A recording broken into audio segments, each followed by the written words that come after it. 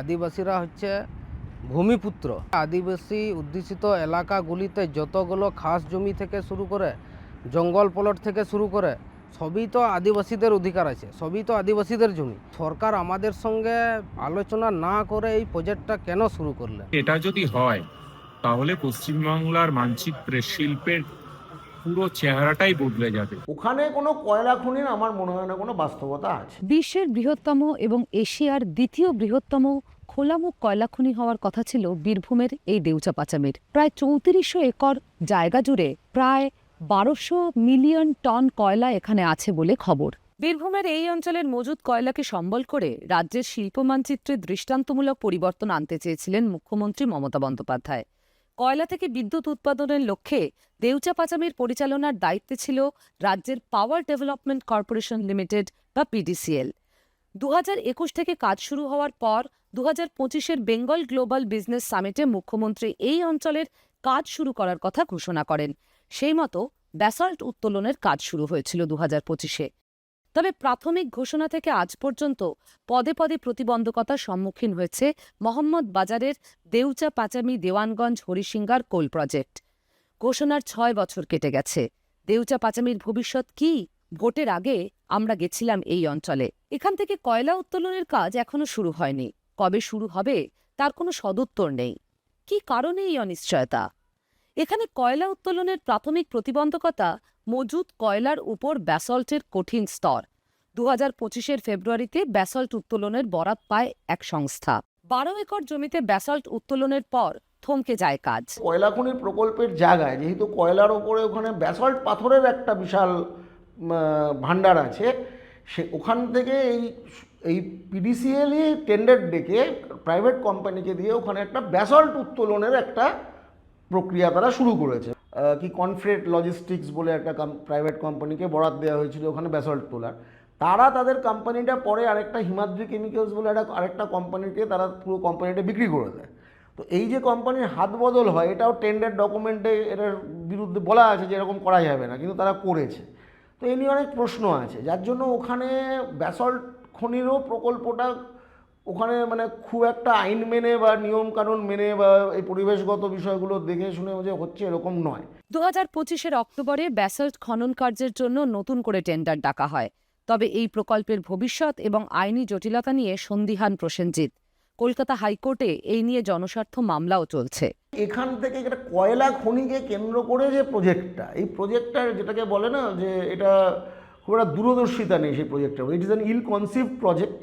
এটা আগে করার চেষ্টা হয়েছে, এটা হয়নি। ওখানে কোনো কয়লা খনির আমার মনে হয় না কোনো বাস্তবতা আছে। এই প্রজেক্টটাকে কেন্দ্র করে একটা বিশাল শিল্পায়নের সম্ভাবনা, এই ধারণাটাই আমার মনে হয় ঠিক নয়। তবে দেউচাপাচামি এই সরকারের ড্রিম প্রজেক্ট। অঞ্চলে আদিবাসীদের ক্ষোভ সামলাতে স্থানীয়দের সঙ্গে কথা বলতে অরাজনৈতিক ব্যক্তিদের নিয়ে একটি কমিটি গঠন করেছিল রাজ্য সরকার। তার অন্যতম সদস্য তন্ময় ঘোষ এবারের ভোটে শ্রীরামপুরের প্রার্থী। তিনি এই প্রকল্প নিয়ে আশাবাদী। সার্ভে করে এগুলো দেখা অলরেডি হয়ে গেছে, সেই কাজের ড্রিলিং করে যে স্যাম্পলিং সেটাও হয়ে গেছে, সমস্ত দপ্তরের থেকে ছাড়পত্র হয়ে গেছে।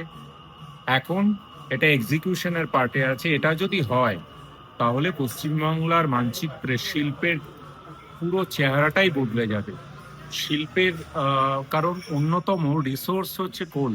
সেখানে যদি কোলের এরকম একটা হিউজ রিসোর্স আমরা পেয়ে যাই, অলরেডি পেয়ে গেছি, যেটা পশ্চিমবঙ্গ সরকার কাজে লাগিয়েছে, সেটা হলে আমরা আশা করছি তার অনুসারী শিল্প মিলিয়ে এখানে একটা অন্যরকম পরিবর্তন আসবে, একটা প্যারাডাইম শিফট হবে এবং সেক্ষেত্রে বহু রকমের ভারী শিল্প এখানে প্রতিষ্ঠিত হবে এবং লক্ষাধিকের উপর মানুষ কর্মসংস্থান পাবে। খনির ভবিষ্যৎ যাই হোক না কেন, আদিবাসীদের মনে এখনো ভয়।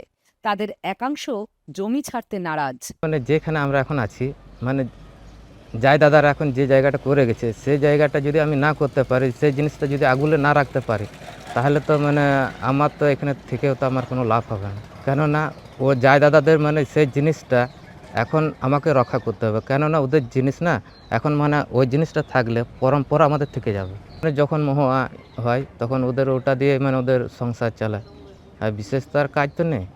এখন সেই গাছগুলোকে যদি আবার কেটে ফেলে দেওয়া হয় কিংবা সরিয়ে দেওয়া হয়, কিন্তু সে মানে আমাকে তো পরের জায়গা তো আমাকে সেই অধিকার তো আমাকে দেবে না। পরের জায়গায় আমি আর সেখানে আমাকে আর কাজ করতে দেবে না। আমাদের এইখানে মাঝি থান আছে, জাহের থান আছে, পাহাড় আছে, নদী আছে, প্রকৃতি আছে। এইখানে থেকে যদি উচিত করবে আমাদের রাজ্য সরকার, তাহলে অন্য জায়গা কিনতে পাবো না। রাজ্য সরকার যে প্যাকেজ বলছে যে প্যাকেজ দেব, নকরি দেব, তাই এই কিন্তু টেম্পোরারি চাকরি, ওই জন্যে আমাদের আতঙ্ক। আমাদের গ্রামের কোনো গ্রাম সভার আলোচনা না করে নিজে কোথাও কলকাতাতে বসে একটা পুনর্বাসনের প্যাকেজ কিংবা অনেক কিছু ঘোষণা করে দিলেন, এটা তো উচিত হয় না। এইখানে ওনার উচিত ছিল জনগণনা, যে কতজন কয়লা খনি চাইছে আর কতজন চাইছে না।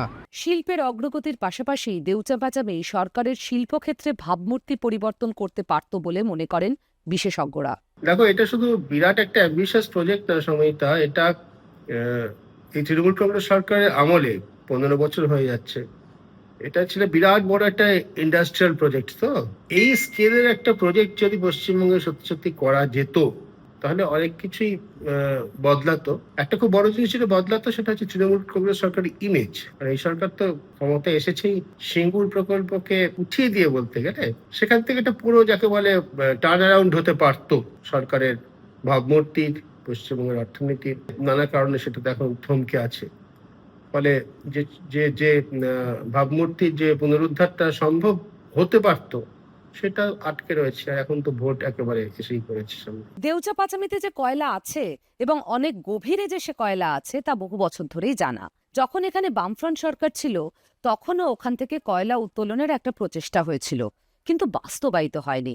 নতুন সরকারও অন্তত এই দফায় এই প্রকল্পতে গতি আনতে পারেনি। মোহাম্মদ বাজারের এই মজুদ কয়লার ভবিষ্যৎ কি হয়, এখন সেটাই দেখার।